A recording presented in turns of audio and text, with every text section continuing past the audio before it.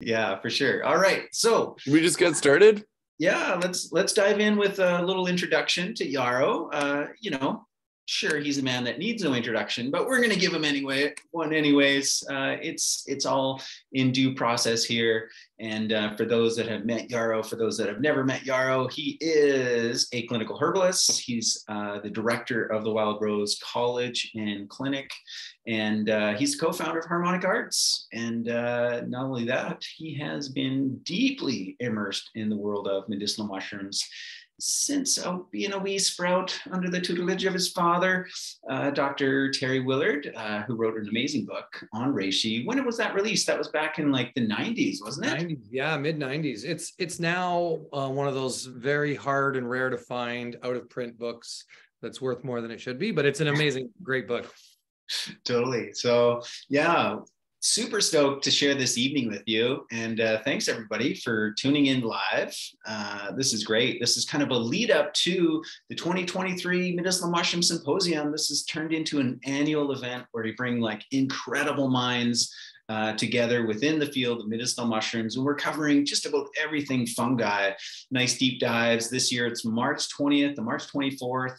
We're going 2 hours per night, 2 sessions per night, 2 experts, 2 topics, and for 5 nights, Monday to Friday. So that's starting next week, and super stoked.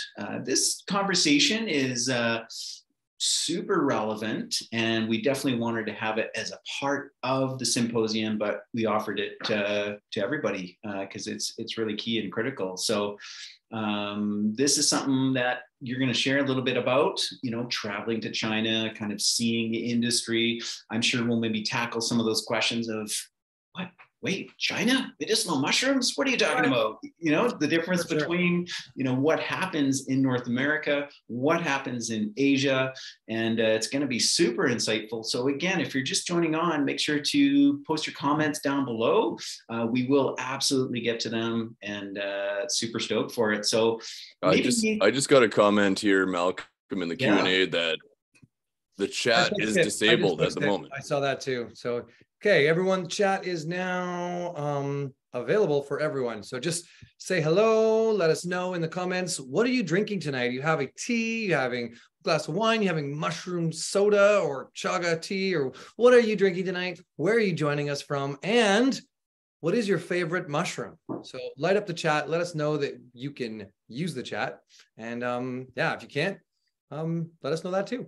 All right. So Yarrow, do you want to just share just really quickly what we're talking about before we went live here, that you were just down at Expo West. Now, this is, I would arguably it's one of 2, if it's not the largest natural food industry trade shows in the world. Yarrow and I, we don't go every year, but we go occasionally.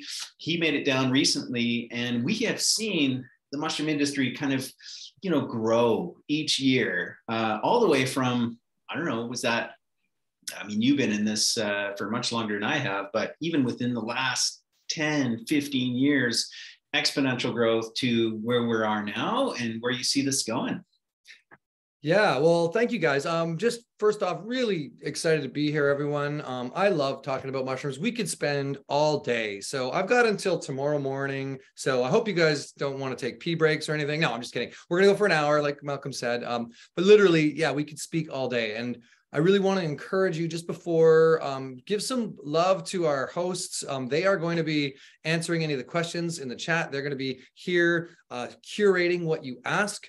Remember that this is your opportunity to ask me anything around mushrooms that you want to know. So that being said, yeah, basically, Malcolm, Expo West or Natural Products Expo West is the kind of premier show in North America. It's like the biggest health food show in the world now.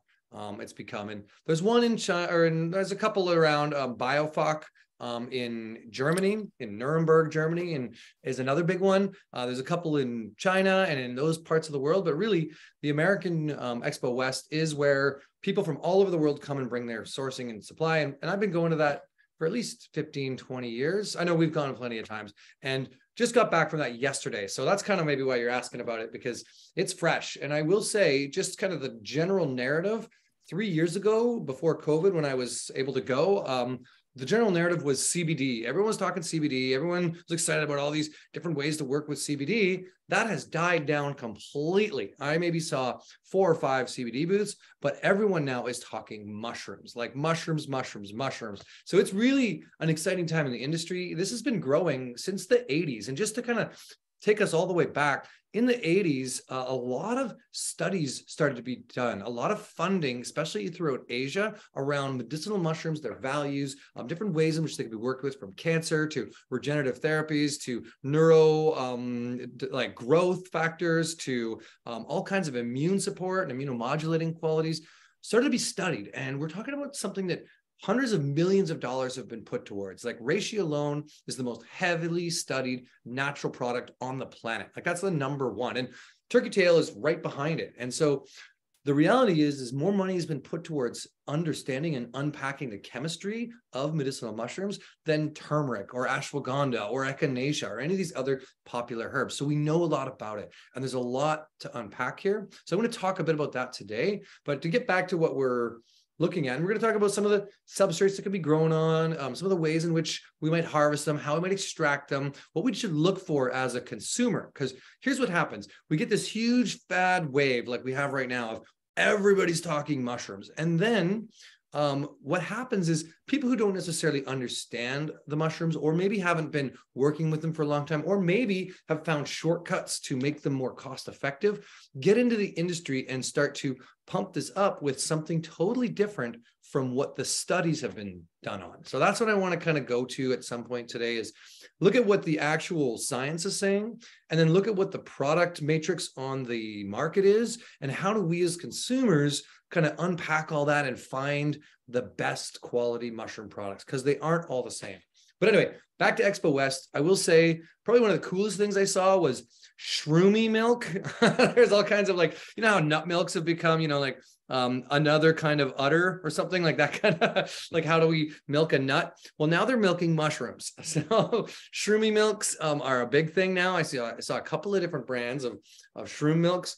I also saw a bunch of mushroom gummies. That's a whole nother way. The Americans are fully into gummies. So like taking these mushroom extracts, putting them into gummy bear format, of course, feeds the kid in us. But then there's a lot. I think I saw maybe 7 or 8 different types of mushroom power bars and chocolate bars and tonics like that. A number of mushroom elixirs and just different latte mixes. So I think Host Defense put out a brand new Myco brew product this year. That's like a mushroom coffee. When you go to any of the Amazon sellers from Asia, they're all selling mushroom coffees and lattes, and these kind of powder drinks have become really popular. And, you know, Harmonic Arts, my company, we've been doing 5 mushroom chocolate and putting medicinal mushrooms into our hot tonic elixir beverages for a long time. And so is the Light Cellar. This has been one of our kind of staples. I think both Malcolm and I, when we first started going down to longevity and all of these things,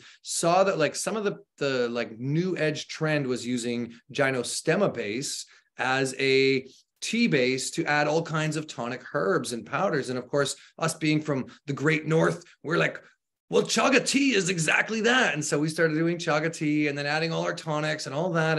And you've seen it, if you've been a part of the Light Cellar community, you've seen that grow over the years to one of the best elixir bar menus on the planet, right there in Calgary. How lucky are you guys? But, you know, that's been an evolution over 15 years, would you say, Malcolm? Yeah, absolutely. At least. And I remember, you know, you and I were 16 and, you know, your dad had the little bottle of reishi caps on the table, you know, like taking with his enzymes and that kind of thing. So, yeah. Yeah, he was into mushrooms big time when I was a kid. And I think that's kind of what stirred me into it. I mean, I live in the unceded territory of the Comox First Nations here on the West Coast. Beautiful land, one of the land of plenty, we'd call it. And actually, that's what it means in the Coast Salish traditions, is this is the land of plenty. And a lot of that had to do with actually how these fungal networks underground supported the ecosystem. And so a big part of my favorite thing to look at is mycelial intelligence. We're going to talk a bit about that in a Ganoderma talk that I do at the symposium. So I highly recommend you buy your ticket for the symposium now if you haven't yet, because it's going to be awesome. But really, I moved here because of the abundance of mycelial growth and mushrooms, and just being excited about that from learning about it as a kid. My father was right into reishi. He spent a number of years in Vancouver, seeing and working with a lot of people back and forth, and then also did clinic in Hong Kong a couple of 2 or 3 times. He went over there for a clinic, and like reishi was the big thing, and that's why he wrote a book on it originally. And really, though, when you go back and you look at the history of this, just from the anecdotal evidence, it was always these fruiting bodies that everyone used in the mushroom. And there's been, like, I'm going to say, from what I understand, between 6,000 and 4,000 years of history of working with reishi mushroom alone, right? So we have all this anecdotal evidence that's kind of paired up over the years. And then we have all this sort of new science that's come out since the 60s, 70s, but particularly in the 80s and 90s, a lot more mushroom science started to unfold. And then now we have, into 2022, this huge wave, right? 2023, I guess we're in now, right? But there's been this wave over the last 5-10 years of mushrooms hitting North America as a trending hot category, fastest growing category in our health food world right now. And so part of the reason we want to do a talk like this is to really unpack some of that stuff, because they're not all the same. And what I'd love to start with is just kind of go into the mushroom life cycle really, really quickly, just a brief overview so you can understand the different parts of it. And really what it is let's see. Yeah. Here's a lion's mane. Yeah. Super important because, we get so many questions, what's the difference between mycelium and fruiting body and their benefits? And so understanding that life cycle, you can begin to understand some of the terminology that Yarrow will be referencing and, what that means to what we all take. And I'll just preface this that, on anyone's journey of becoming their own herbalist, and I really mean that in the most inclusive sense, like to be your own herbalist is really what this is all about, that you can empower yourself with the knowledge, with the herbs to, take care of yourself and your family. Like that's what this is about. And if you so choose to, formalize that education and really go deep, the college like Wild Rose, amazing. However, most of us won't do that, like myself included. I'm self-taught. I've put this knowledge that I have together from, sessions like this and going to workshops and, a little bit of formal learning and training and books. Or there's all kinds of little mini courses and YouTube videos you can learn from. Like there's a lot of ways to grow your knowledge. And even this is a free talk we're doing to help you build your awareness and confidence more as a person. If you're interested in working with mushrooms, you want to be confident about it. And those questions, like Malcolm's saying, they create some fear and doubt and misunderstanding around like, what's the difference between mycelium and fruiting body? And why are some companies selling mycelium and some companies selling fruiting body? What is the benefit? What's the difference between American grown and China grown? And what are some of the ways they adulterate mushrooms? Or what are things I should look for? These are all the questions that I had, super skeptical myself going into this, wanting to find this out. So I've really dug down the wormhole on this one. And so I wanted to start with that mycelium question, or that mycelium and fruiting body. And so I got 2 bags. I got a bag here. This is a bag of you can't see the thing. It's a lion's mane grow kit, right? And this is a lion's mane fruiting body that I grew off of this lion's mane grow kit. so I just I thought this would be a good example that this mycelium is basically a growing block that has grain in it. And in the grain has been inoculated with the spawn, which is the mycelium, and it grows out and eats the grain. And once it's eaten enough grain and it's created in the right environment, it'll put out fruit so that it can reproduce and create a new life and send spores out into the environment. This works with most of these mushrooms. Many of the medicinals are grown on trees, so they're not technically or traditionally grown on mycelial grain blocks, either grain or sawdust. A lot of these blocks are made out of sawdust, grain, corn. You can grow them on almost anything. Typically, rye grain is the most common one that's used. Sorghum is used. Millet is a little bit better because it doesn't get as many secondary fungal infections. So there's all this stuff around like these mycelium blocks and what they can be grown. And when it comes to home growth, this is like the best thing to kind of nerd out on. If you want to kind of grow your own, you can really nerd out on this stuff. But the thing is when you're at home, you're not going to eat this sawdust block, and this is where the challenges come in the industry. So in a traditional mushroom, just like say out in nature, It produces a fruiting body, which is the reproductive organs of the mushroom. That has spores that come out of the gills or the polypores or the spikes or whatever is underneath the cap. Those go up into the atmosphere and the stratosphere. They get into the clouds. They rain back down to earth. They find the right environment and they get kinky. And they have little mushroom sex. And they do like kind of kundalini, spiral dancing, you know, in and out of themselves, transmorphing male on male, female on female. It's really kinky, this whole like mushroom sort of thing that happens, but they mate for life, which is something that we could maybe learn from as humans. All our polyamorous partnerships that are happening in the new world of fluidity across all spectrums that we've become, which is nothing right or wrong with. But mycelium, they have that fluidity, except for they mate for life. Once they do, they start to entangle and enmesh and create this mycelium mat that goes out and finds food. And when they find food, if depending on what type of mushroom it is, or they build strategic relationships with trees and create a mycorrhizal relationship, which is to bind into roots and have the tree feed them while it's alive. But if they're one that are decomposers, they'll find food from trees that have low immune systems, break them down, and turn them back into soil for the next generation. Once they've had enough food, they build these little primordia, and these little primordia are like balls of mycelium that erupt into fruiting bodies, and that's how they reproduce. Like any other organism, the fruiting body, being the sexual reproductive part of the mushroom, is where the most advanced chemistry is. And if we take this to mammals, look at our mating habits. Look at how much energy is put into breasts, into testosterone, into estrogen, into the ritual around courting, into like social habitry and wanting to belong in a community and feel like you are valued and loved. We put so much energy into this. This is our primary kind of mode of perception is actually reproduction. And it comes from all this stuff. So our best chemistry is invested in our reproductive cycle, right? This is the same that is true with mushrooms. And this is why I kind of want to go to this level of understanding. It's because even though the organism is an underground tree, this mycelium, when it puts out fruiting body, it then increases the diversity of types of chemistry and makes a whole lot more of a spectrum. So when we get fruiting bodies in a mushroom, we get way more antioxidants. The fruiting bodies come up wanting to protect themselves so they don't go bad. So every kind of mushroom has some form of antioxidant protective coat, but then also that reproductive cycle, just like our hormones, they need to produce all kinds of oils and resins and different types of steroids and hormones. So in many of these mushrooms, we get all kinds of terpenes, and both diterpenes and triterpenes, and different types of these polyphenol compounds, and some of these aromatic compounds, and some of these, what we would consider in a herb nerd world, if we're looking at the chemistry, the more bioactives. So when we start to get into fruiting bodies, we see this huge entourage of a variety of bioactive chemistry that is just not found in the mycelium. So where I'm going with this is that the challenge that we found in our industry is that a lot of companies have found that it's a lot cheaper to produce a mycelium block like this. This block weighs about, I'm going to say 2 pounds. This weighs about, 100 grams.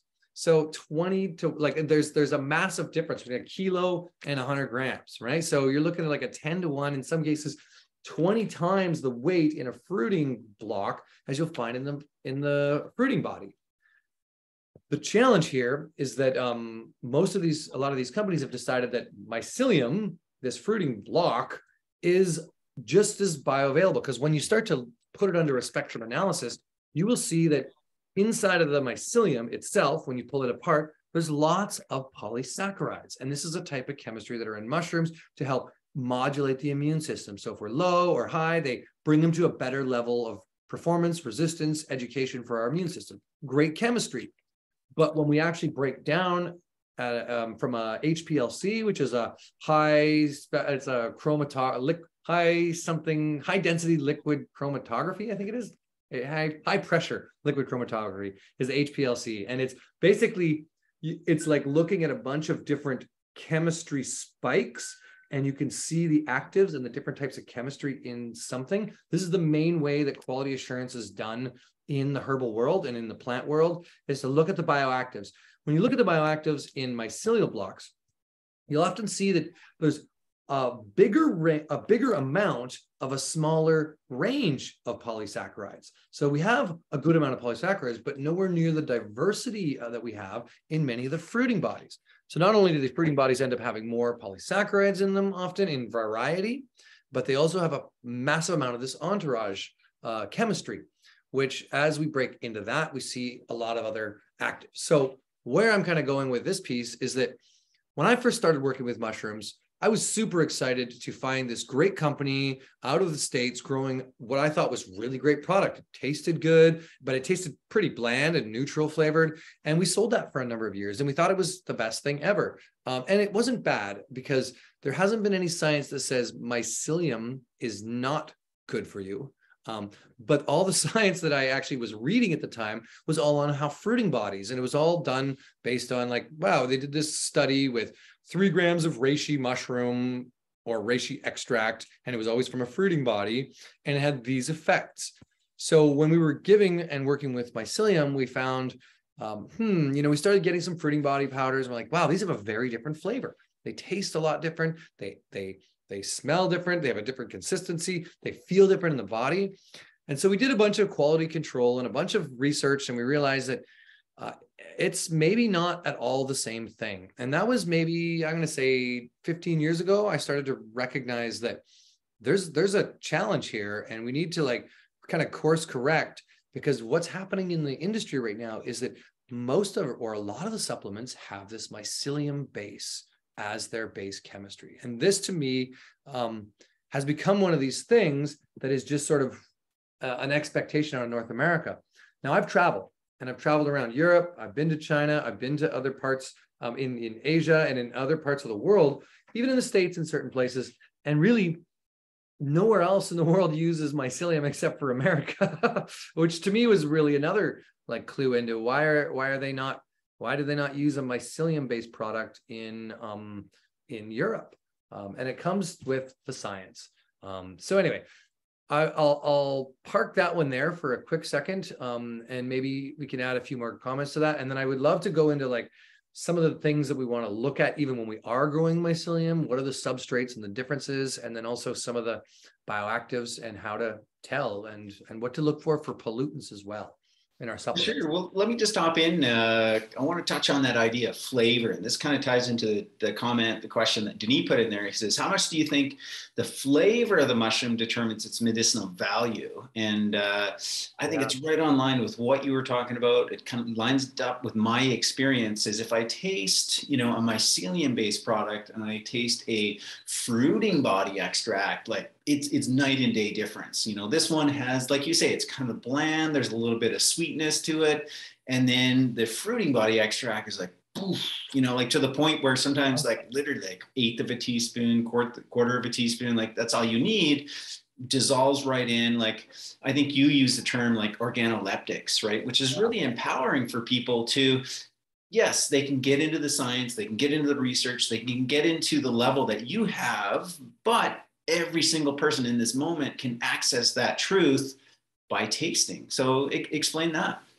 I love that. Thank you for, actually, I think you did a great job of explaining it already. but really, your organoleptic senses are your taste, your smell, your sight, your feel, like all of your 5 senses are organoleptics. But really, when it comes to taste, you have been built over thousands and thousands of generations to taste chemistry and decide if it's good or bad, if it's poisonous or going to bring you energy, right? So you're already the most sophisticated you have the most sophisticated capacity to understand chemistry from a physiological perspective. And that's how your body learns. That's how our bodies all learn, from the types of chemistry we put in our mouth and how we expose ourselves to chemistry. So even when we look at things like water and what Dr. Emoto did with like emotions in water or tap water versus spring water, the chemistry and the shapes of the bonds and the change of it make a huge impact on how the body feels and vibrates and educates, right? We can just see with simple H2O,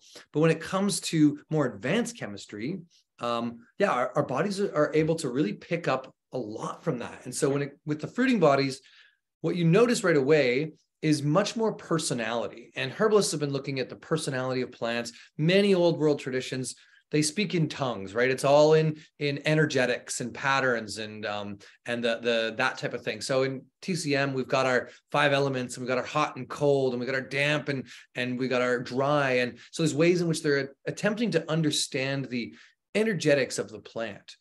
With mushrooms, you can really pick up the energetics of the mushroom, the personality of it, when you eat the fruiting body, when you cook it up, or when you make it into a tea, or when you make it into a tincture, especially when you make it into a tincture, because now you're able to lock in different kinds of chemistry, depending on like a water soluble chemistry if you do a decoction, and alcohol soluble chemistry if you do an alcohol extraction. And so with each type of medium that you might extract it with, you'll be able to lock in different chemistry. But really what it comes down to is you are the best barometer. So I highly recommend, if you are taking mushroom supplements right now, you open up capsules and you taste them. If it's in something like a smoothie drink, you can't always do that.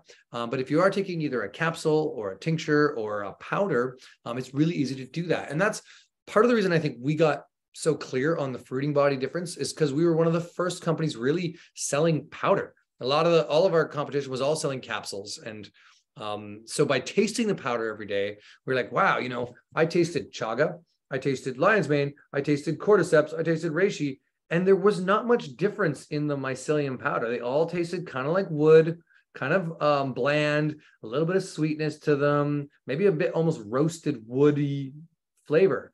And so that to me was like, wow, reishi has such a personality. It's so bitter. It's got all these terpenes. It builds this really profound effect when you taste it. It almost has that like, like this is something of spiritual potency, So whereas like something, it's something from Chinese herbalism, hey, Yarrow, that the flavors are, well, as soon as you start to taste it in your mouth, that's when the brain chemistry starts.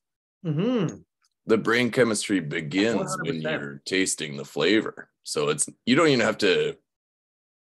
That's the very first place that some of these cool mushroom chemistry happens.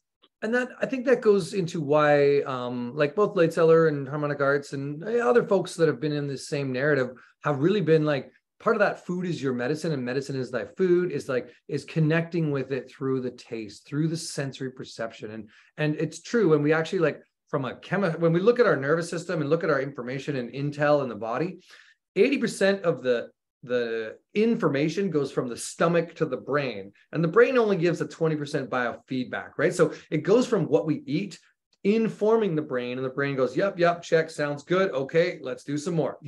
It's kind of like that relationship that our tongues are a part of that. So that's really first experience.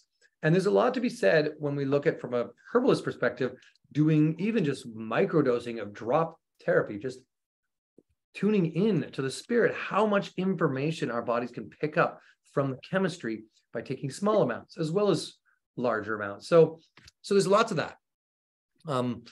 Yeah. Can you maybe go into, bringing out your block again, explain to us like, the kind of the extraction, harvesting process of mycelium, and why you kept describing this kind of like, woody type of flavor. Yeah, I mean, if you could see this up close, I mean, it's hard maybe under the camera, but because there's gloss and stuff, but this one's not fully ready. What you would normally want to see is this block becomes entirely white. And I've got one that's a little more white here. This one's pretty white, right? And so once it's fully white, that means that it's been fully inoculated and the mycelium is taken over. Typically in the industry in North America, what's happening is they're taking these blocks, getting them to that primordia stage, which is in the life cycle, if you remember, it's once they've really mycolonized, they start to build these little balls of larger mycelial mass, and then they harvest the block at that point. So in their intention, they're getting as much possible mycelial mass as they can out of the block. So good intentions, like let's build this block into as much mycelium as possible. And then what happens is the block then gets broken apart and it gets put through basically I'll say like a pressure canner, but it's more like one of these big steam machines kind of thing that has like a high pressure lid on it. So it can steam it and break it open. Mycelium and mushrooms have chitin in them. And chitin is basically the same stuff that your hair and your nail beds are made out of. It's really tough material that works as almost like the exoskeleton to hold the chemistry in place. So in order to make it bioavailable, they do a type of steam treatment, and it breaks open the cell walls so that the polysaccharides can be absorbed. Now, the problem here is that that all sounds good, except for there's a lot of undigested sawdust or grain spawn still in this block. It's not 100% digested. So what happens is you're getting, even if you're getting a mycelial product, most of the time you're getting a lot of grain or sawdust block in there with it. Now, there are some companies who have like become aware of this. They got a lot of backlash because the science just doesn't support that these fruiting blocks are really like the medicine. It much more supports that these fruiting bodies are the medicine. So, in an attempt to kind of reshift the narrative, we have some companies showing how, like, for example, well, in old trees, bees, which I think is totally valid, bees use the mycelium to protect their immune system. So the mycelium does have these immuno qualities in nature. And those branched polysaccharides, of course, they have massive immuno qualities in nature, and they have massive immuno qualities in our body. They just don't quite have as much of that. And there's often what happens is you have a lot of these grain spawn and sawdust spawn still in the product. So even if it's 70% mycolonized, there's at least 30% sawdust that's being put into these products, and that's part of that woody flavor that's coming through in the extracts. These extracts. I think a really good example is chaga mushroom. Chaga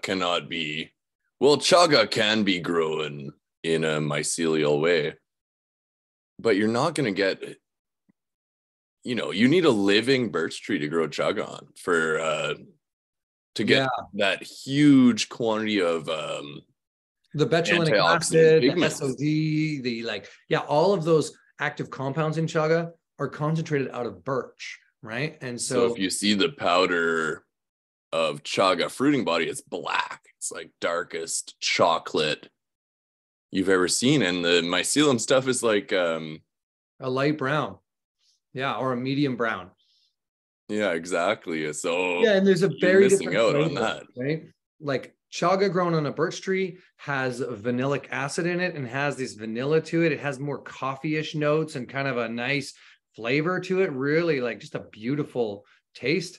Chaga mycelium is almost the same as lion's mane mycelium. It tastes woody and bland. There isn't a lot of personality to it. So that in itself, from a lay perspective, is enough evidence to understand that. But really, to get a little more scientific on it, it's when you start to look at the HPLC and you look at the different types of spikes of chemistry, you're like, wow, there's so much more. Chaga fruiting body, as an example, Denny, has over 200 phytonutrients in it, in this fruiting body, that it's concentrating out of the ground. I mean, it's pulling up germanium and all kinds of manganese and like great minerals and tons of amazing stuff that you're getting out of there. And that's what, 500 years of history throughout the Norse lands of like Siberia and Finland, Norway, that's what they've been using for a long time. That's what they studied. That's what the Russian government put a ton of money into studying to like understand. And so this is just part of the narrative we need to understand. So the first piece we want to know is that it is really the fruiting bodies that have the most bioactives. It's not to say the mycelium doesn't. And actually, when it comes to some of these mycelial products, there is definitely part of the piece is that not enough science has been done on them. So I don't want to be like anti-mycelium, because some of the new science that I've seen on lion's mane is saying that, hey, the aracinones are in pretty good amount, which is one of the active compounds in lion's mane, in the mycelium.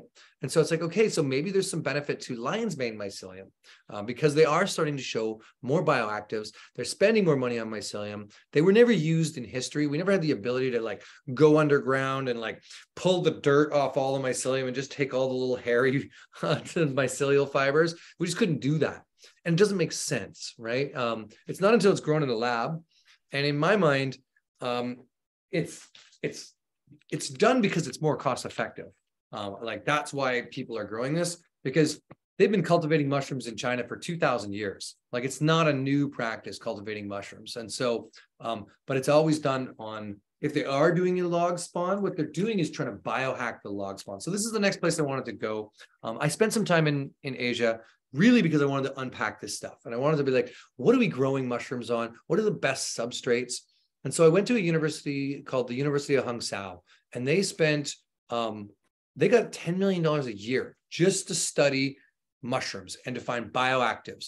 And they hacked cordyceps. They basically went through 75 different substrates, trying all different types of base substrates to grow it on, and find the one that mirrored an insect the most in order to create the most bioactive chemistry. So what they're doing in that part of the world, and they take pride in this, is actually investing millions of dollars at the university level to test out little different nuances to the substrate. So in this case, they found that they needed a protein source in the substrate. So they use a non-GMO soybean, and they needed a starch. So they use a rice. And then they also needed some kind of fiber that was like really tough, vigorous fiber. So they use a coconut fiber. And this is kind of what they came to. And then they mix in a few other micronutrients to really blend that all up. That substrate is quite a bit more expensive than millet or than rye or than sorghum, but it produces very high amounts of cordycepine and adenosine and these bioactives that now have been identified as what makes cordyceps give you that opening of the bronchioles, help oxygenate the blood, lower the lactic acid buildup in the muscle, work with cortisol balancing, all these things that everyone's talking about. They're not found in most of the supplements. And this is kind of why we're talking about this tonight, is that there's so much great benefit to mushrooms, but unfortunately, not every supplement is the same. And so we really have to be picky and choosy and do a little bit of due diligence to understand and ask those questions of our suppliers or of the people we're getting our products from. And it's hard at a consumer level because not everybody has the ability to like, okay, I want to go into Community Natural Foods and like, what's in this mushroom chocolate bar? Okay, where are these mushrooms from? They have no idea, right? Like there isn't the vertical transparency.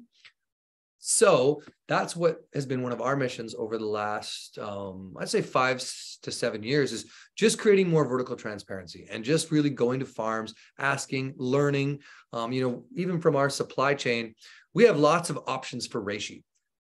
What do we want? The most bioavailable reishi. What is the best reishi that we found? It's grown on a log. Reishi is traditionally grown on a danwood log. So the danwood logs, which is actually the picture behind me, is one of the farms we get our reishi from. It's a basswood or a danwood, and the trees are cut down lower in the mountain. They're dug into the undergrowth underneath the forest. And then, well, first they're inoculated with the mushroom spawn, with the reishi plugs. Then they're put underground, and then they're grown up in these shade-grown forests. The other one that we work with is the same kind of logs, but grown under shade tents, similar to ginseng. This takes a lot of energy, and it's a lot different from even some of the other stuff that's grown in China. So one of the things that I would invite is not only do we want fruiting bodies, we want to find out what it's grown on and figure out how we can understand that. So what is in the fruiting body?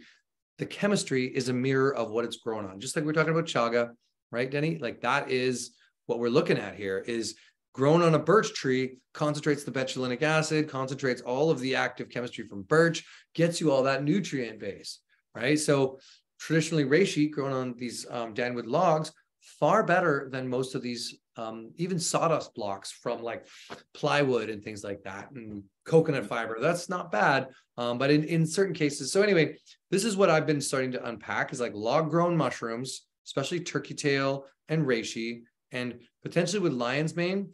Log grown's great, but there's also lots of substrates that can be built into like human engineered logs, basically. And they're doing that in the States. Like I actually have been working with some folks who are trying to make this happen in North America. The challenge is we're just so far behind. So there isn't anybody really commercially viably growing a fruiting body for a commercial level. There are lots of little farms. I've met a ton of little hobby growers who are totally growing that. I'm growing shiitake and lion's mane in my house. And I have a reishi fruiting block, but that's like a one-off, right? And I know one guy in the States growing cordyceps at that level. But just understanding that even my friend growing cordyceps, he grows great cordyceps, but he had no idea the type of science behind the cordyceps that the Hangzhou University had developed, and being able to like actually measure those bioactive compounds. So this is something that I would recommend looking at. The other thing to make sure with mushroom supplements is, so the other sort of, I guess, I'll say the argument on the other side from the American growers is, can you really trust China? Can you really trust China? And for sure, even though China, when I actually spell it, is a 5-letter word, I'm pretty sure it sounds like a 4-letter word coming out of a North American's mouth. Like like the reality is, oh, China, like kind of thing. It's sort of this like weird thing here. But part of that, and I'm just going to give a little argument to that, is that North America wanted a lot of garbage and consumer stuff. So what do? They got the cheapest place in the world to produce it all. Now the cheapest place in the world has the best manufacturing capacity of anywhere in the world, because of all the stuff they had to produce of North American garbage. All the while, China has had massive, at least from a psycho-spiritual level, massive connection to TCM and Chinese medicine and herbalism, and everyone works with acupuncture there. And when you go there, they have a real belief in working with nature medicine from a fundamental level. And so mushrooms have been a big part of their culture. They're very proud of it. And this is something that goes way, way, way back in history, like thousands of years. And so it's, even in all the towns I went to, there's like statues of guys holding reishi, like a monk or some kind of like high priest that's like holding this mushroom of spiritual potency. They revere these things. They consume 90% of the world's mushrooms on the planet are consumed within Asia. So it's just, we're really small potatoes over here. We don't have the infrastructure or any of that. So you go there and you can get every grade. The problem for most North American companies, and why a lot of people don't trust China, is because we look for the cheapest product here. So when you're getting a mushroom supplement from a company that maybe doesn't have as much integrity to spend more on their like bottom cost of the product they're buying, they're going to get a cheaper product. And when I was there, I was talking with some of the extraction facilities, and the one guy's like, look, Yarrow, you need to know everything about what happens here in China, because there are lots of ways that there are problems here too. And so I wanted to just kind of bring that up too. One of the things that some companies are doing is, if they hear the word, oh, we want a better price out of North America, and they say, oh, you want a fake product. Okay, I got it. Like that's sort of how it translates. Oh, you want something fake. So shiitake also contains polysaccharides. There's a plenty of companies now that have figured out how to hack a reishi supplement and put shiitake polysaccharides in it. There's a bunch of different ways in which the chemistry out of pine trees is being put into mushroom supplements. So there's things to look out for there. Be careful, it's not all the same. There's lots of ways they can fool people in North America. So just being very careful about what you get. One of the benefit of some of the American grown ones is they aren't as sophisticated of scammers, so they haven't figured that out yet.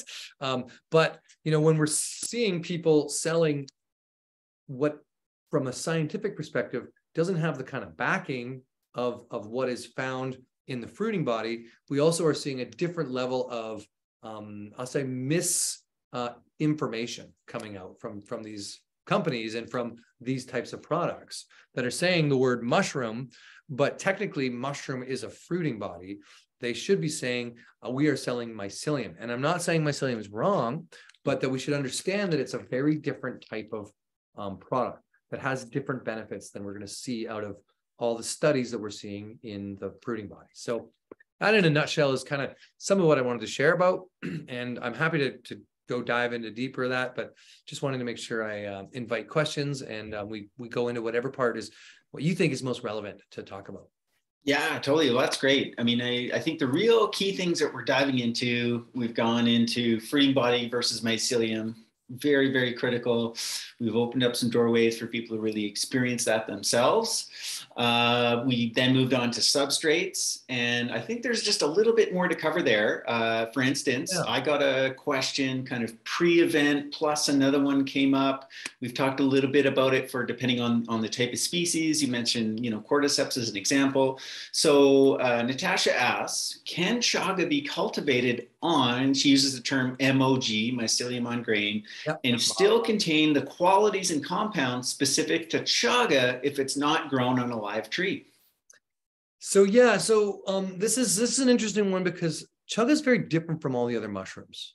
in the sense that chaga is a little more of a symbiote, and a birch tree that has chaga on it, the chaga actually adds antioxidants to the birch and increases the longevity of that birch tree in particular. So birch is a short-lived forest, a short-lived tree.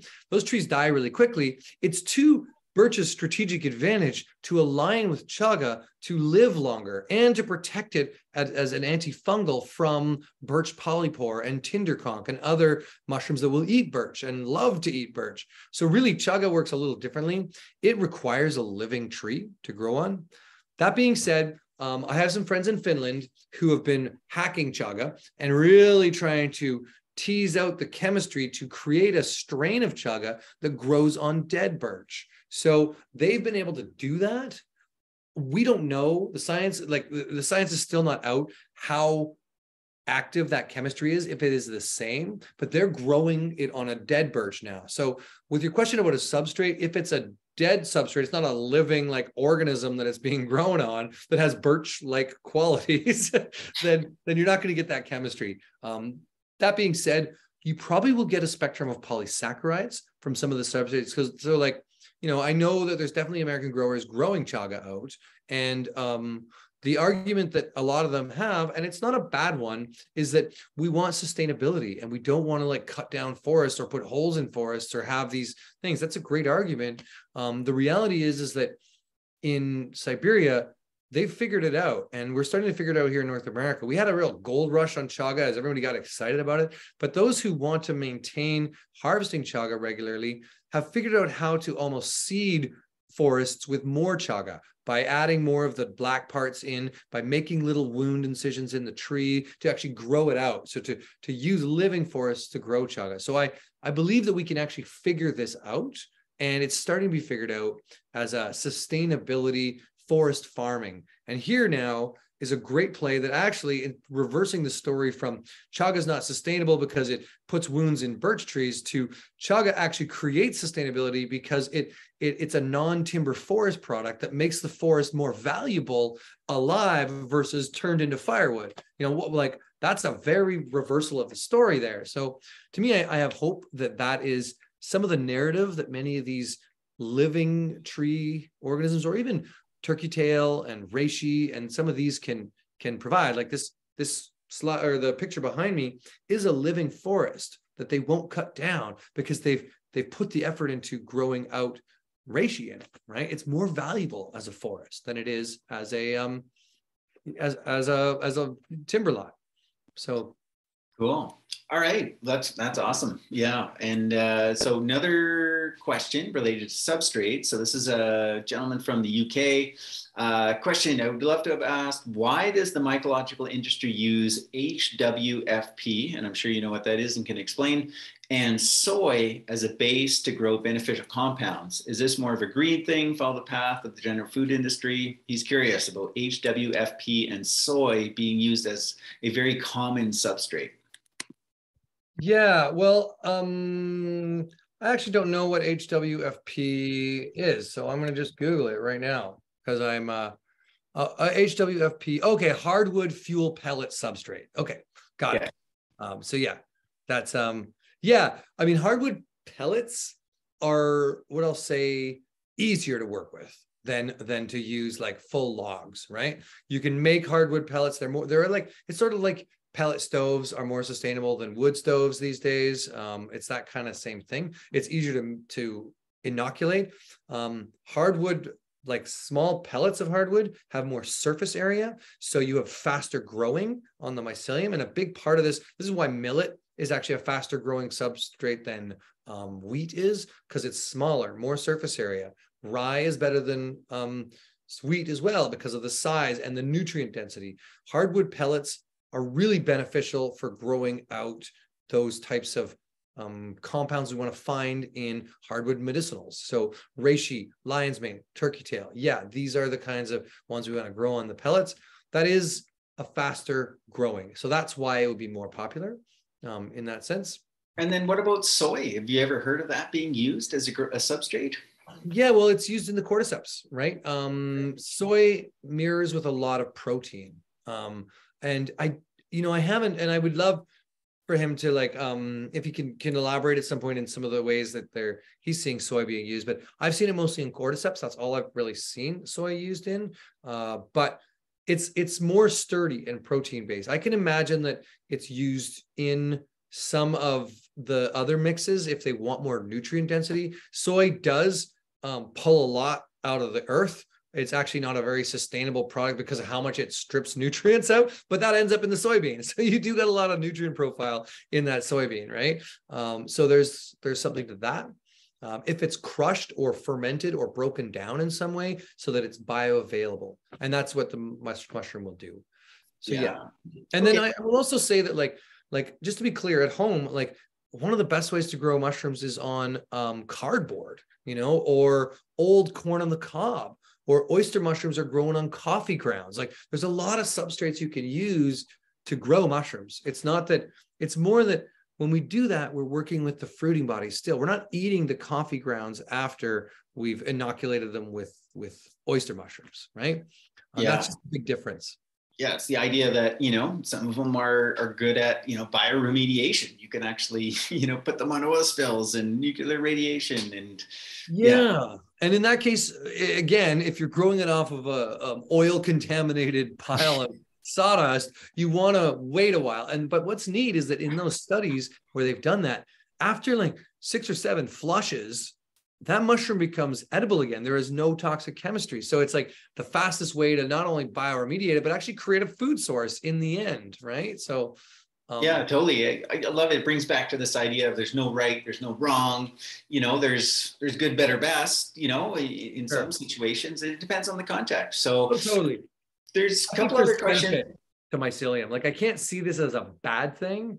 Yeah. Unless you can't digest it. And this is something we found. We had customers from the powder, because even though it's been broken down, the mycelium, when we were selling it before, there were definitely people who had sensitivity from a digestive perspective where like, oh, this kind of gives me weird cramping. I don't know if it's good for me. And that really had to do with all the lignins and the fibers and the indigestible stuff that's still in the grain and sawdust, right? Like, it's like you're chewing on sawdust stuff. But there have been some studies. I read one on Ganoderma applanatum, which is the artist conch, the West Coast, or not the West Coast, but the artist conch reishi. And they had inoculated wood with artist conch and were making it digestible for animal feed. So there is a whole thing around actually using some of these mycelial blocks to feed animals, taking wood and making it a food source, by digesting it with mushrooms. So this was neat. Also seeing like cordyceps being given to chickens, producing 30% more eggs. So there's a few ways that maybe the mycelium could be used in animal husbandry and in our farming practices. So I want to say that there's, like you said, not good or bad. There's a lot there that could be done still with that. I'm gonna start a beaver farm up here, Yarrow. I'm gonna start a beaver farm, and guess that's where some people get their vanilla to this day. I've heard. We had to laugh when we were at the Alberta Herb gathering, which I'm just going to put a little plug for, is a great thing. If you guys are into going to herb conferences, check out both the Kootenay Herb Conference this year and the Alberta Herb Conference. Both really great opportunities to connect with herbal community. But Denny was there and he's like around the fire and he's like, oh, let me tell you a story about Beaver Woman. And I'm like, oh my God, please don't talk about Beaver Woman. But it was great. It was a good story. And it was innocent. It wasn't the Beaver Woman I learned about in high school. So anyway. Cool. Okay, so I want to shift on here because I think there's a third key component we need to talk about. I know when you set this up, like 8 to 9, I'm like, really, Yarrow? Only an hour? So no, we need an hour and a half. But yeah, let's cover this kind of third and final, really key distinction that people need to learn about, and then we're going to come back. We've got questions about mushrooms and fertility, how to grow them, how to tell like reading labels, that kind of a thing. Totally. But I think we do have some great questions coming in here on the Q&A. I'm going to just let everybody know that we're going to go for at least another 15 minutes. I hope you are okay. And if you have to bow out, we totally honor your time. This is recorded. You will get a copy of this. You can always check out this last bit later. Yeah. Okay, cool. So really important. Let's go into extraction. We've talked about fruiting body versus mycelium, substrates. Now let's talk about extraction, because that is a really key critical part. It's true. It's a really important piece, and a lot of it's overlooked in some ways. So I mentioned that most of the mycelium is heat treated in like the extraction method is actually almost like a high pressure canner kind of thing, like high pressure steam that breaks it open to make it bioavailable. That's then ground into a powder. So that's one way. And so I've got one of those here. This is like I haven't opened it yet, but this is a mycelium powder. It's just kind of going to be hard to see. But it's a light color. Yeah, it's a little gritty. It's been ground after being treated in a heat process, right? And so this is a bunch of different mushrooms treated in a heat, 7 different mushrooms put into a heat method. That's how some powders are done. That's how a lot of capsules are done from mycelium, is that same method. So that's the first method, is it's broken open and made bioavailable. The wisdom to the fruiting body is that we've got some compounds that are water soluble and some compounds that are alcohol soluble. So this is where the classic dual extraction kind of comes in, is that we want to extract water and we want to extract alcohol. And this can be done in multiple different ways.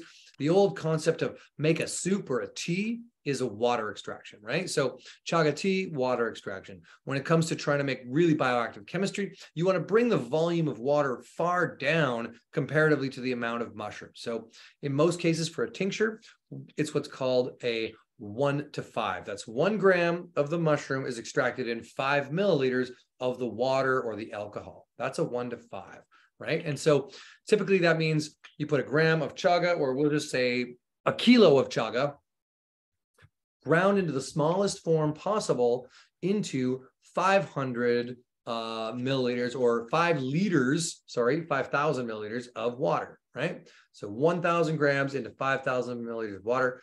Typically how this is done really simply from that level is you put twice as much water in it and you evaporate it down till it's really concentrated, right? So you can just bring it down. That's a 1:5 in a water. You do the same thing with an alcohol, which is just like an alcohol tincture, where you grind this up into the smallest particle size you can, or at least a manageable particle size, and you stick that into alcohol.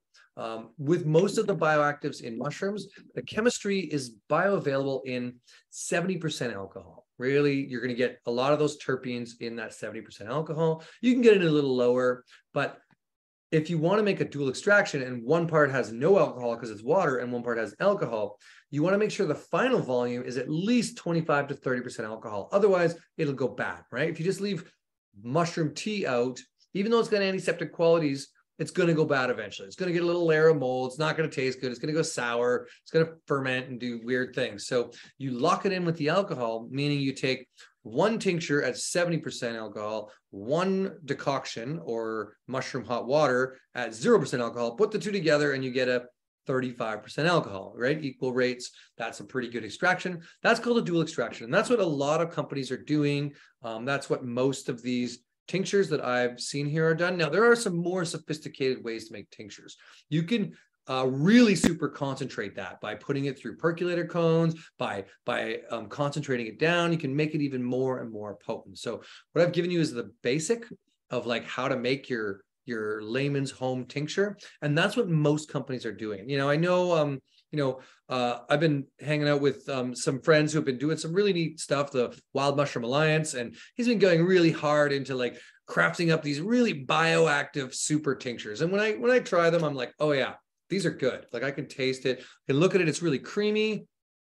It's got loads of personality. A lot of that's been captured. Now, the other way to do this is, and this is what's done in concentrated extracts when it comes to powders. So and this is what we started to work with, is more of a ninja tech method. And I'll just say also, some of these mycelial powders that are mycelium, there's another process called micronizing. And that's been done where basically it's a sophisticated Cuisinart toaster oven or pizza oven, where they've then taken the powder and put it under a heat to make it even more bioavailable. They almost toasted it. That's really what most of the micronizing is. And then there's also something called nanopulverizing, which is to pulverize it down to the smallest nanoparticle so that it bypasses the digestive tract. I'm afraid of nanopulverizing. And the reason is that I think, and this is just my hunch here, I have these little microvilli in my small intestinal tract, and they're designed to be part of my immune system. If I bypass them, I'm actually hijacking my bloodstream and not giving my immune system the intelligent benefit of a doubt to be able to say, whoa, whoa, whoa, I don't want that much of that substance in. Thank you very much. Don't put this to the kidneys. Don't put this to the liver. Put it through the digestive tract and get it out of here, which is what the digestive system does. So nanopulverizing, to me, is a biohack that has some dangerous repercussions potentially because it can bypass the system. So being careful there. This kind of brings up one of our good questions here. We have from Zanetta. She's asking, is a mushroom tincture stronger and more bioavailable than the powdered mushrooms? I know that you have dual extract about this third powders. And then I'll get to that. And this is what we've been doing with we brought out a line of capsules, but we also have mushroom concentrated extract powders. And so this third method is basically taking that mushroom tincture and then like the dual extraction of hot water and alcohol, and then evaporating that down till it's like a powder again. So then instead of that 1 to 5, where I said 1 gram of mushrooms into 5 milliliters of liquid, you then are reversing that and you're being able to evaporate it and concentrate it down till now you have 5 to 7 to 12 grams of mushroom in 1 gram of the powder. So now you've got like 12 to 1 extracts instead of 1 to 5 extracts. So our ratio becomes a 12 to 1. And how that's done, really simply, make a hot water extraction, make an alcohol extraction, put the two together in a vacuum tube, and what's called a vacuum dehydrator. And really what it is it's like a giant brew vessel you'll see in a brewery, but inside of it has a atmospheric pressure that is a lower atmospheric pressure, meaning that it's like it's on Mars and it evaporates at room temperature kind of thing, right? So rather than being at a high atmospheric pressure like is around us all the time, it can evaporate without breaking down the chemistry. One of the problems with boiling all that off all the time is you're gonna, once you've locked the chemistry in, you want to not break it down. So this is a sophisticated tech that's been developed and is now being implemented in certain places. So that's what we started working with. We're like, wow, this is a brilliant way to make what we would call an instant tea, sort of like a blueberry juice powder where it's been dehydrated down.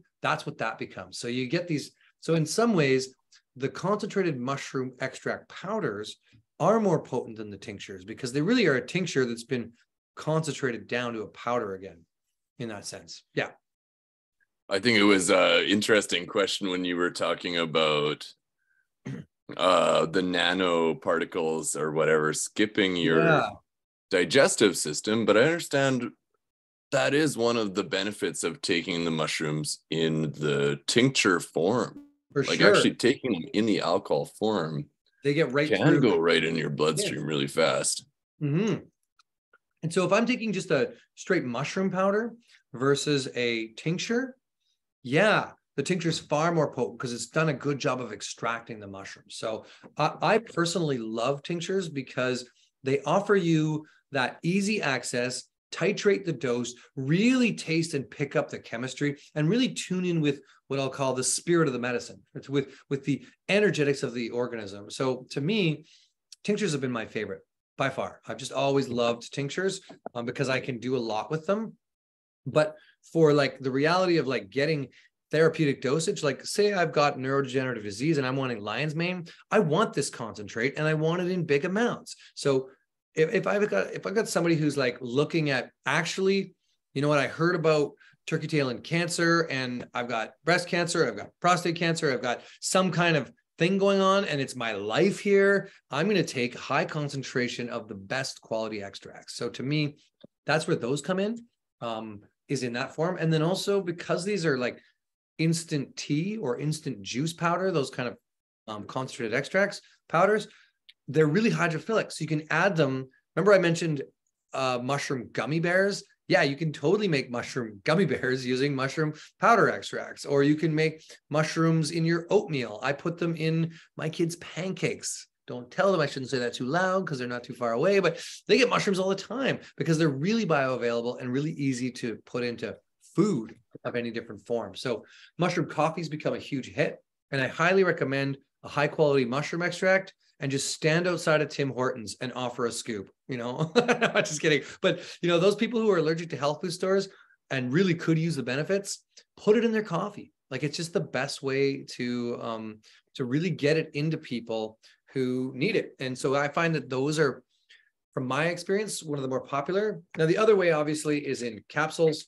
In our case, we didn't do capsules for a really long time. It took us a long time. We were a capsule-free company, and now we intentionally are capsules because we had more questions from our customers saying, look, we love your mushrooms, but we take capsules and we want to take them in that way. So we started selling capsules. Now, as these guys will probably tell you, the point of the capsule is to throw away the gelatin, keep the mushroom. No, I'm just kidding. But you can, that is another way. Just what's in the capsule is different depending on the product. So my recommendation, if you have a capsule, is you open it up and you actually taste it. Not only will this set your body up for better success to absorb the mushroom, because now your organoleptics have been initiated and connected, but it also gives you a more accurate understanding of what kind of quality of mushroom supplement is this that I'm taking. This brings about such a good question, Yarrow, and it all, like, I don't know if you've heard Paul Stamets' story of how he cured his mom's like breast cancer with turkey tail caps. And thing was, the therapeutic dose was like 8 or 9 caps a day for the mom. And how do you determine what a therapeutic dosage is? That's a good question from Victor too. That's a great one. And so something I would give any of you to look at is, like, do your own research. Honestly, take like what we've said here. It's just one piece. Do your own research. I really recommend that's the most empowering way. And this might be part of your research right now. You might be doing that right now here. But if you go into Google and you type the word scholar into Google, the first hit you'll get will be Google Scholar. And it's a search engine for looking at peer-reviewed studies. So Google Scholar can give you access to that versus like Lion's Mane's great and it helped me do this. It's like, no, Lion's Mane in this dosage had this result in this study. Those are the kind of things you get. Or PubMed is another good place. And academia is another place with research papers. If you know somebody with a university who's in university right now, ask them if they can look up some of the stuff you want to learn, because they have free access at the University of Calgary or any of the universities to full scholarly articles through their programs. So, and the other advice, of course, is to just start taking doses yourself and see on yourself what works, because totally, honestly, every morning I have I've got some of, I think I have Yarrow's Harmonic Arts Reishi dual extract right now. And honestly, every morning in my coffee, I am taking like a tablespoon of the dual extract in my coffee. And compare that to some of the products out there, like one of the mushroom coffees I saw was 1/10 of a teaspoon. Of the I'm seeing a comment too here about like those papers tend to be expensive, but I know, Denny, and you are like, to me, I love the way you dose and you hero dose and you biohack yourself in a great way to test this stuff out. And I think that's like, if we could all learn a little bit from Denny there on like actually how to like use yourself as the guinea pig and figure this out too, that's super valuable. But I will say that, like, just based on what I've read, there's very few mushrooms that, and so you can do the research too, but I'll tell you what I've seen. And it's that almost every mushroom needs 3 to 6 grams daily to have a therapeutic dosage, right? So like you aren't getting that unless you're taking a lot of these 1-to-1 extracts. That's why these concentrated extracts really do give you much more of that in 1 gram. Now you're getting 7 gram equivalency. So I do really recommend that. And Lion's Mane, I'll just say, as from a dosage perspective, in North America, chronically underdosed. The people who have really seen neuro benefits and regrown nerve cells from Lion's Mane, it's in macro doses. It's in larger volumes. It's eating full Lion's Mane heads or taking, 3 to 7 grams of a concentrate, so that's where you really see that. So I will say that most people are underdosing, and like supplements aren't cheap. A lot of these capsules are like between 50 cents to $1 a capsule. So if you're taking a steam extracted mycelium and you do the math and you realize 3 grams of this is the equivalent to like 10 capsules. Well, now like there's no way you're taking 10 capsules a day, right? So I just think that's something to consider too from that whole side is like, make sure you're getting the right dosage and that you're getting the right extraction. So sometimes it's just a mushroom powder. If it's just a mushroom powder in the capsule, it's no bueno. It's not good. It needs to be broken down in some way. Hot water breaks down the chitin, gets you the polysaccharides. Alcohol breaks down the terpenes and the ergosterols and all that stuff and gets you those active compounds. So you need to extract it, and it needs to be in a format, preferably a fruiting body format, that is of high enough concentration that you're actually getting enough of those bioavailable pieces to make it aligned with at least what, $100 million worth of studying has said this can be done, let alone, as Denny mentions, really tuning it into how it works in your body.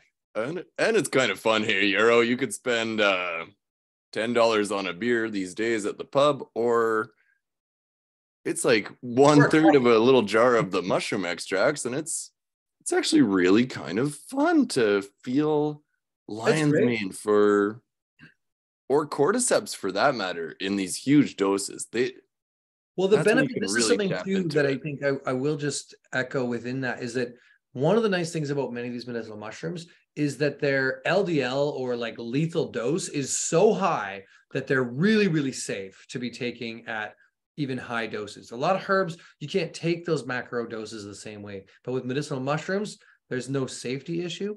There's just a cost barrier for some people, right? So here's a question. Kyle Savage writes in, says, is there any harm to the mushroom's chemistry by using a higher alcohol percentage? That is, and he mentions, rectified spirits, 90%. Yeah, there is a little bit. So it depends on what you're trying to extract. The terpenes, no problem. You're going to get those terpenes out in that high alcohol, but polyphenols and some of the and I'm saying triterpenes, sorry, diterpenes, like what's in lion's mane, they will get denatured. But the triterpenes and reishi should be fine. But there's a lot of sterols and sterolines and antioxidant compounds that just can't handle the 95%. So in my experience, 70, 75 is sort of the sweet spot. More than that, at 95%, you are denaturing some of the antioxidant compounds. You're still getting some great terpene profile, but yeah, that really high concentration. And this is something I've seen a lot of herbalists do as of late, and maybe it's just an educational piece. They're burning the chemistry with the 95% alcohol that they're putting into fresh plant tinctures and into mushroom tinctures. So really bring that down to 70%. And take some of the water out of the herb or the mushroom. Like, don't use a soaking wet mushroom, use a little bit of a drier mushroom so that you either like wilt it if you're going to do a fresh tincture. But yeah, there's ways to pull the water out on the mushroom side. So you don't need that 95% to get that. And yeah, I'll stop there. That's enough of that. Okay, Yarrow, we got some great questions coming on the Q&A. This was from Zanetta in the beginning. What mushroom is great for fertility in women?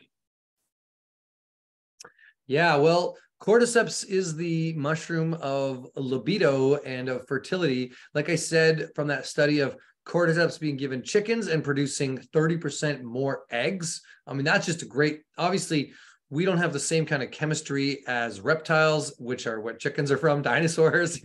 We're not quite along that same biological path, but there's plenty of evidence showing sperm motility for men, higher amounts of sperm volume, as well as women having better egg attachment to sperm. So like better actual conception. As far as fertility in women though goes, a lot of it has to do with the tone of the uterus, right? So we could dive into that, but that's where there are other herbs and there's other things that can support good uterine tone and good ovarian, like the tubes being, because what happens is sometimes the eggs latch onto the side of the tube. One ovary might not be as active as another one. So it might be 1 month they've got great fertility chance, another month they might not. But there's a lot of things around that I would look to more herbal things to work with, and iron, good blood, ginger, cramp bark, dong quai, chasteberry. There's a lot of herbs like that can support that. But really, and a lot of the time, of course, Yarrow, the fertility issues are on the women, but in fact, well, you know what cordyceps does to men. They'll start chasing those. Has been helpful for women in keeping, like, in actually getting conception. So yeah, I would recommend it. Now, here's the thing. Just for one more, I want to just give this caveat when it comes to fertility and all these things.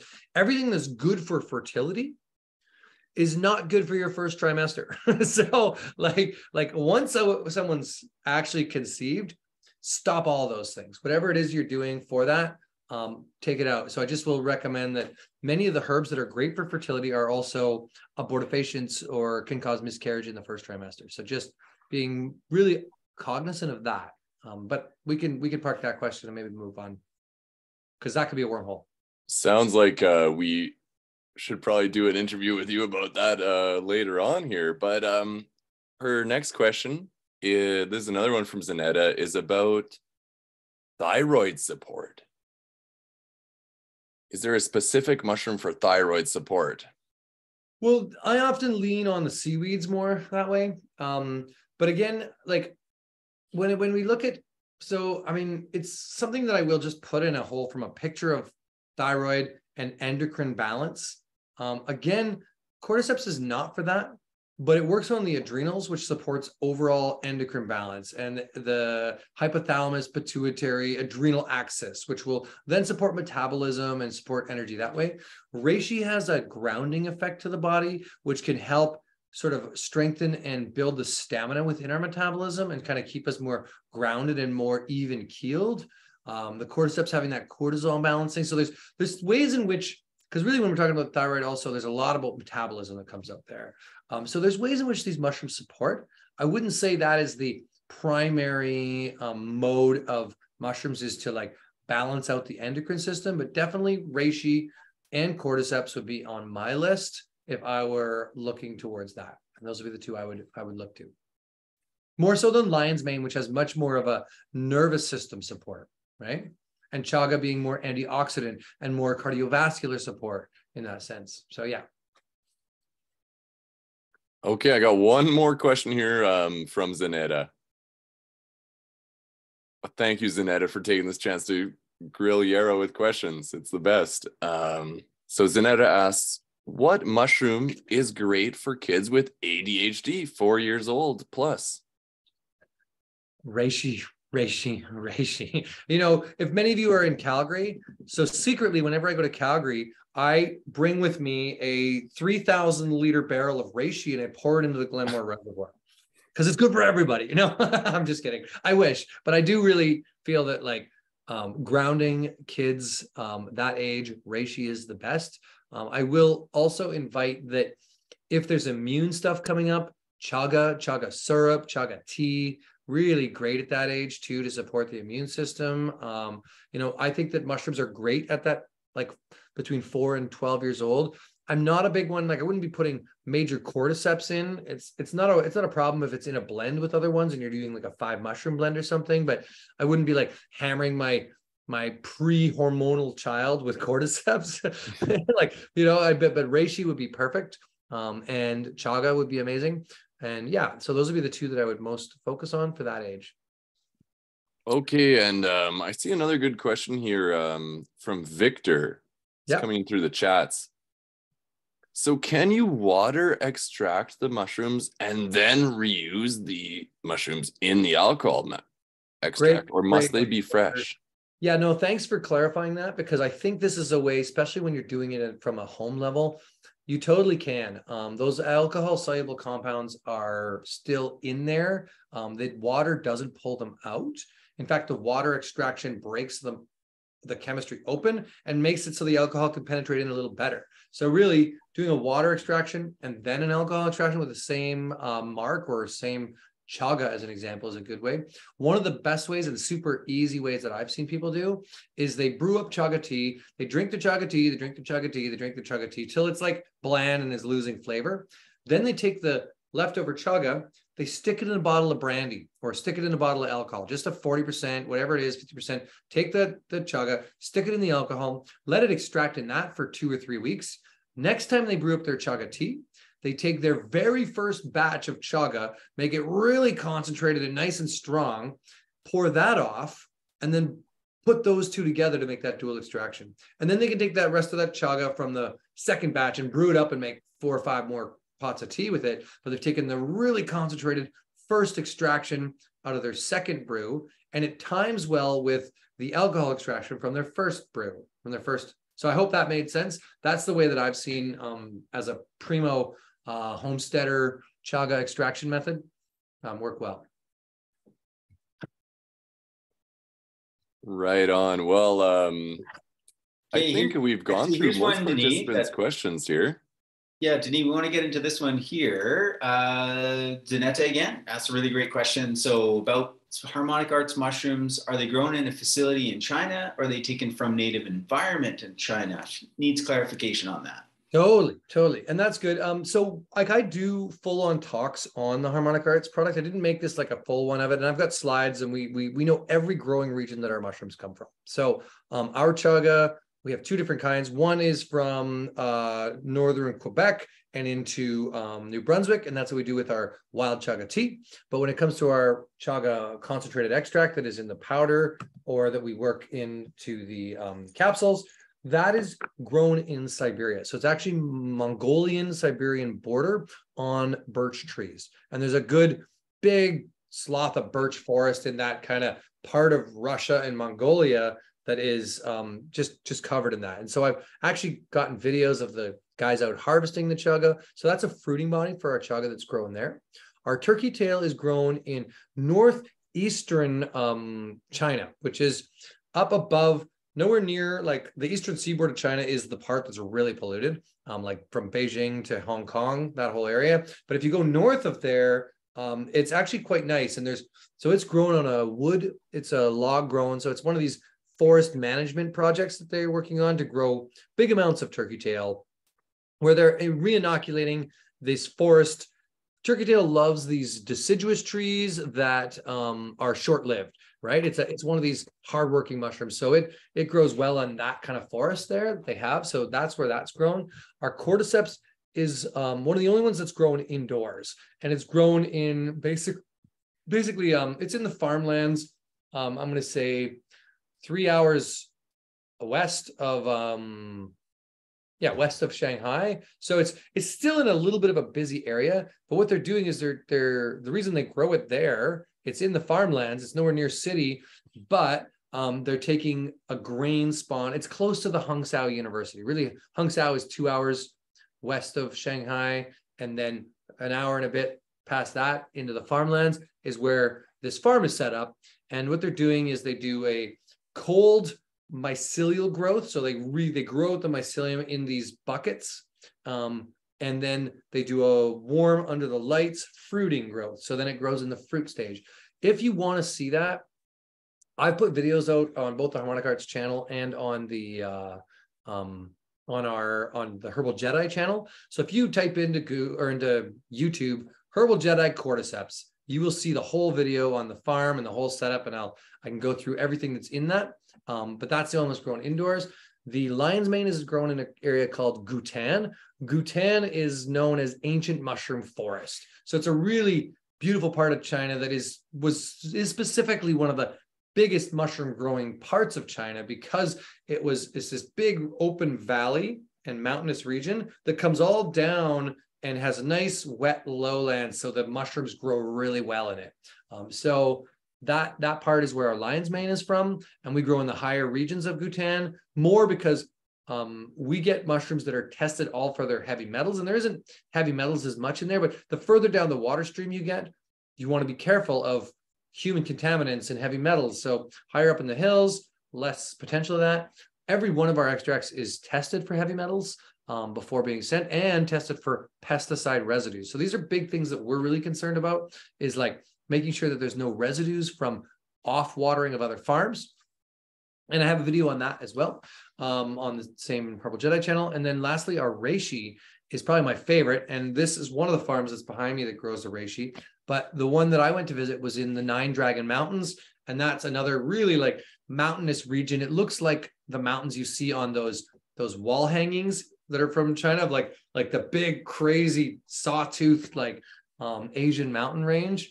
And they're done in like kind of what would be old green tea farm hills. So way up into the hills with shade cloth and danwood logs inoculated with reishi buried underneath. That took us like 5 hours of driving on like gravel roads to get to. So it's way out there. So yeah, we've curated that. That's not everywhere that mushrooms are grown. There's lots of places mushrooms are grown in China that are less ideal, but there are lots of great places that they're growing mushrooms too. You have to remember this is a big country, and the farmland further west is very inexpensive. And so there's a lot of the farming of mushrooms is actually done out there, and it's not too close to the cities the way that you might think. When we think of China, most people are thinking of the eastern seaboard of China and how like it's insane. It really is insane there, that part. Yeah, I'd say if you go on the Herbal Jedi YouTube channel, make sure you check out the playlists, because it's a whole series of videos on the Herbal Jedi. This is a free course. I just put a link into the chat for any of you who are still joining. This is a free course from Wild Rose on the world of mushrooms. So this is a great way. This is every bit of the video series of going through in China. So please check that out. It's a free course. Yeah, of course. Okay, one last question from Victor. Are there any benefits to bypassing stomach acid with capsules?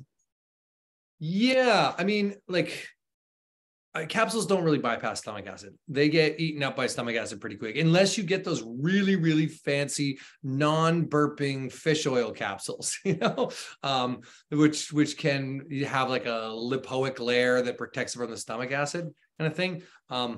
Yeah, so capsules don't do that. The problem with capsules too, and I mean, we sell capsules now, but I still, and not to down on capsules, but typically a capsule like this, what happens is one little side gets digested first, and then the mushrooms kind of like cake to the side. There's not as much surface area of extraction versus a powder or a liquid when you take it like that. So there's not bad. They will get digested entirely, but in general, that's what I find happens with capsules, is that they tend to not be the best way. Ironically, even though this isn't done anymore, tablets have better extraction than capsules do. Even though tablets look hard when you get them, when they get into the digestive tract, they blow open and there's all this surface area, right? So they're designed with binders that open up in the digestive tract. So actually tablets are better than capsules for extraction in a lot of ways. But so these are like the old school, like pill, the Chinese pills you buy, they're just like powder that's just all yeah, usually rubbed in a licorice kind of coating or some kind of like sugar maltodextrin. This is actually something else I didn't talk about, but I meant to. You have to be careful about bioactives too, and being sure with some of the concentrated extracts that I found out there, they have like concentration of this amount of terpenes, this amount of polysaccharides, but then instead of being mushroom, they are that amount of mushroom active compounds in a base of maltodextrin, like in some kind of flow agent instead of an actual mushroom base. So that's another thing you want to look out for in product. So Victor's clarifying his question here with the stomach acid question. Does stomach acid affect the results of taking mushroom powders? Oh, for sure. Like that's the design of stomach acid, is to break things down, make it more bioavailable, right? So it will help. Now, when it comes to mushroom concentrated extract powders, not necessarily, because they're almost like liquid format. They're like a juice powder. So it's like, does stomach acid help with blueberry juice? Not really. You know, you're getting those nutrients. The stomach acid is designed to break down protein, to break down some fiber, to break down cell walls, to make things. So with the MOGs, or the Muggle products, we call them, the Mycelium on grain. Anyway, so that's my inner joke. I'm like, oh, the Muggles of the mushroom world. But with those products, yeah, you need to break down that still. So they will help absorb that. The stomach acid totally does. Yeah, if that full, and if you're eating a mushroom, if you're actually eating it for food, totally. Like lion's mane is a good food mushroom, but reishi you can't really eat as a food. So if you're drinking reishi tea, stomach acid doesn't do anything. I've definitely noticed some of my best results ever from lion's mane was just eating the mushroom, cooking it up, eating it. Whoa, definitely had the yeah, I agree. The mind power. I just, I'm going to say though, I want to honor everyone's time here. It's now half past the hour. We got to know this in the future that definitely if we're going to talk about this kind of stuff, there's tons to unpack. I really want to just close this with saying that there's a lot of different products out there. There's a lot of ways to extract mushrooms. This is a booming industry. Lots of growth is happening. And with that, misinformation, lack of information, lack of understanding is bound to happen. Really trust some of the experts who understand this stuff and look to the companies that are doing their best to create better transparency, to show you certificates of analysis, to show what the product is actually made of. Know that the Light Cellar has access to all of Harmonic Art's certificates of analysis. So if you're buying product there and you want to ask about the chemistry of our mushrooms, we'll send lab tests that will tell you the pesticide residues or the heavy metals, and we don't accept it unless there aren't any, right? So yeah, there's a lot of information around that. And I also want to say that we're growing a world of more and more mushroom enthusiasts, more and more mushroom activists. There's a resurgence in this whole thing. And so if you want to be part of that, the Mushroom Symposium is like where you got to be. So I'm really stoked to be with these guys over the next week here to really, in a week or so, to really dive deeper with some other great people on mushrooms. So if you haven't done so yet, make sure you tune in, have a look at what that symposium has going for it. Lots of great classes, and sign up. Right on. Thank you so much, Yarrow. This was very informative. I've been working with these mushrooms for a decade now, and it's just evolving so quickly. So thank you for tuning in with the latest. Yeah. Oh man, there's so many like mushroom jerkies now, and there's just some crazy stuff happening. It's really funny to see what's going. We're going mushroom. We're going fungal. The future is fungi. Yeah, absolutely. So thanks everybody for tuning in. We will send the recording and yeah, just a kind of a little summary and everything tomorrow. So appreciate it. Thanks for all the questions, all the comments, all the engagement, sticking it out all the way 90 minutes into this session.